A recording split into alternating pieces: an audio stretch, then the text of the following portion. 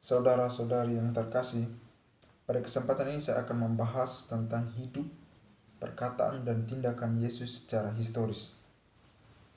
Saudara-saudari, para penulis Injil Matius, Markus, Lukas, dan Yohanes dengan caranya masing-masing mengisahkan pengalaman iman mereka akan Yesus.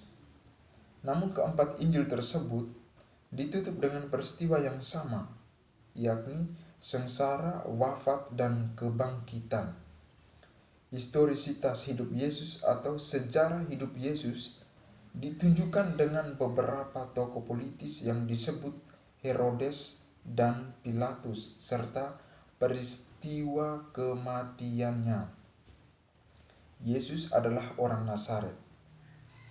Yesus adalah anak Maria dan Yusuf dari keluarga Daud.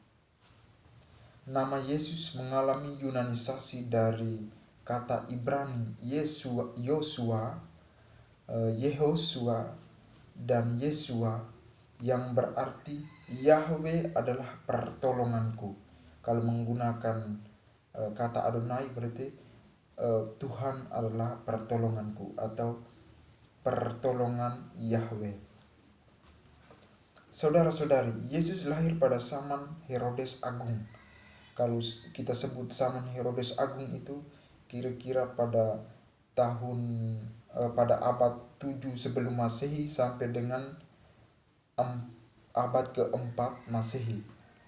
Yesus dibaptis Yohanes Pembaptis di Sungai Yordan dan mulai berkarya di muka umum atau di depan banyak orang kira-kira pada umur 30 tahun. Yesus mengajar dengan penuh kuasa dan berwibawa. Kita bisa melihat dalam Markus bab 1 ayat 22.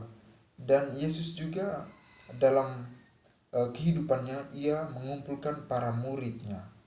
Dalam Markus bab 3 ayat 13 sampai dengan 18. Tapi bagi Yohanes, Yesus berasal dari Allah.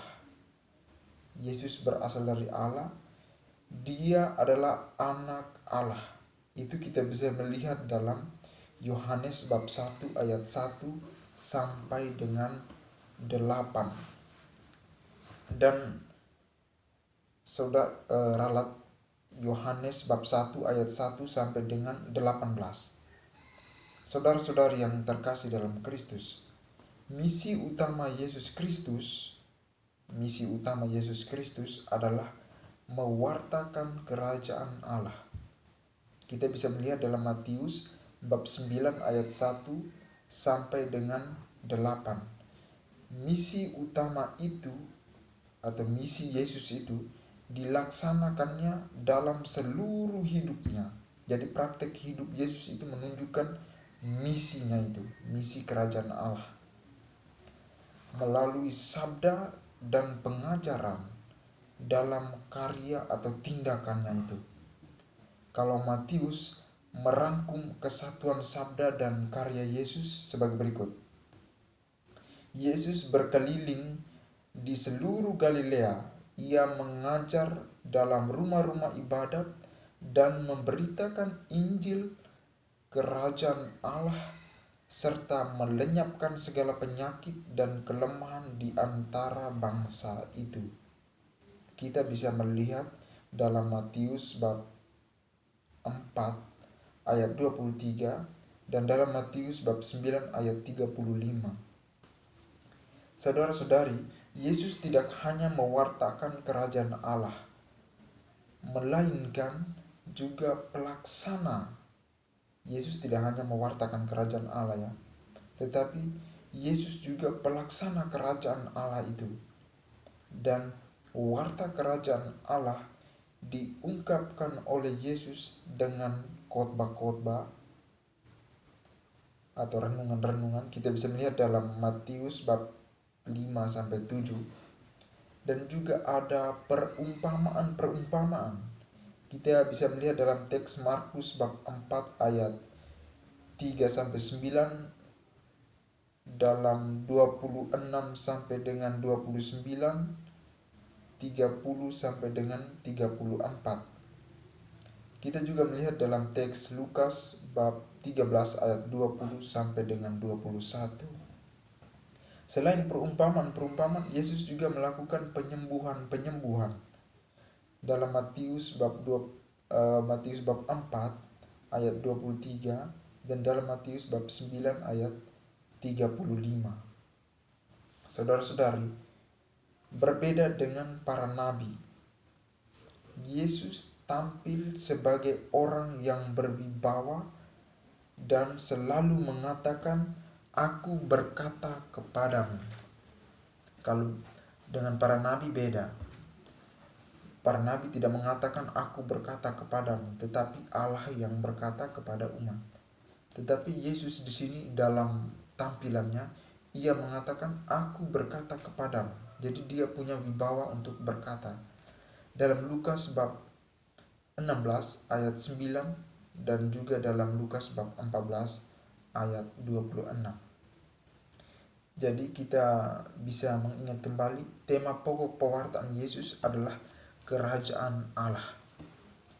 Dan waktunya telah tiba. Di dalam teks itu Markus bab 1 ayat 15, waktunya telah genap. Waktunya telah genap, kerajaan Allah sudah dekat. Jadi pewartaan dan mujizat yang dilakukan oleh Yesus merupakan tanda. Jadi bukan bukti, beda. Kalau tanda dan bukti beda. Jadi pewartaan dan mujizat Yesus merupakan tanda bahwa kerajaan Allah sudah dekat atau sudah hadir. Kerajaan Allah memang belum terlaksana secara penuh, tetapi saat Yesus tampil di muka umum, melakukan banyak hal, khotbah-khotbah, perumpamaan, serta penyembuhan-penyembuhan mujizat yang ia lakukan, merupakan tanda bahwa kerajaan Allah dekat dan sudah hadir di tengah-tengah umat. Tetapi sudah mulai bahwa ada yang terjadi penolakan dan lain sebagainya. Namun pewartaan dan mujizat Yesus yang dilaksanakan itu merupakan tanda bahwa kerajaan Allah sudah dekat atau sudah hadir. Namun belum terlaksana secara penuh, tetapi sudah mulai nyata yang sedang dilakukan oleh Yesus sendiri. Semoga penjelasan ini dapat menolong teman-teman untuk bisa memahami soal perkataan, hidup, dan tindakan Yesus secara historis. Terima kasih.